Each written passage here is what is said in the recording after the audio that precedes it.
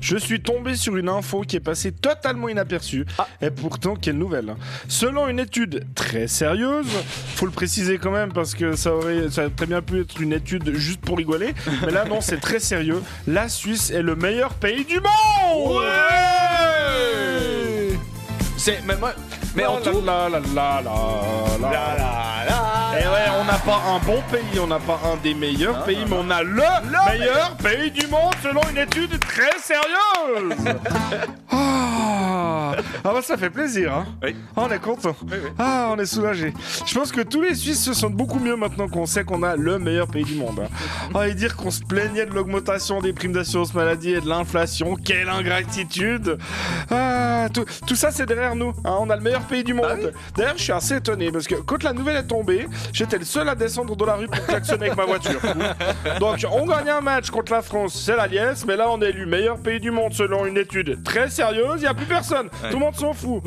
Alors, cette étude très sérieuse est déployée par Best Countries. Et là, vous allez me dire, mais sur quoi se basent-ils pour faire leur classement? Alors, j'ai envie de vous dire, on s'en tape, on est premier, c'est le plus important. Mais je vais quand même vous le dire, monsieur Provenzano. Oui, s'il vous plaît. Alors, déjà, pour être éligible, visiblement, il faut avoir du pognon. Et oui, le PIB par citoyen doit être obscène, sinon il n'y a même pas débat. D'accord. En 2023, ce sont donc 87 nations sur les 195 répertoriées par les Nations Unies qui ont eu l'autorisation de figurer dans cette liste. L'étude a été réalisée en ligne avec 17 195 personnes dans le monde entier. Et c'est réparti entre quelques petites gens comme nous, hein, et aussi beaucoup de gens qui brassent le fric et qui sont haut placés. Alors, ça ne va pas vous étonner, mais les pays où on n'est pas à l'abri de se prendre une bombe sur la gueule en allant chercher de l'eau au puits ne sont pas super bien placés, étonnamment. Hein. Au vu de qui a voté, je suis même pas sûr qu'ils connaissent les noms des pays pauvres. Je pense qu'ils ont tous un compte en banque et un chalet chez nous, d'ailleurs. Et c'est la 6e fois consécutive que la Suisse est élue meilleur pays du monde. Bon, réjouissez-vous pas trop, hein. Il y a plusieurs domaines où on n'est pas au top, selon cette étude très sérieuse. La sauvegarde de notre patrimoine et la croissance dans le futur. Ah ouais, ça donne pas super envie de voir la suite. Et attention, tenez-vous bien, parce qu'ils annoncent ça comme le classement des meilleurs pays du monde, mais plus tard, ils expliquent aussi que la Suisse n'est que à la 7e place des meilleurs pays du monde pour les femmes. Quoi?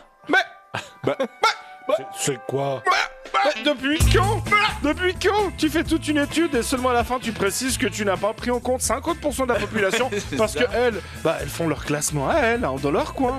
Donc l'étude très sérieuse de mon cul là, ils auraient dû préciser que c'était le classement des meilleurs pays du monde selon des personnes riches et munies d'un pénis.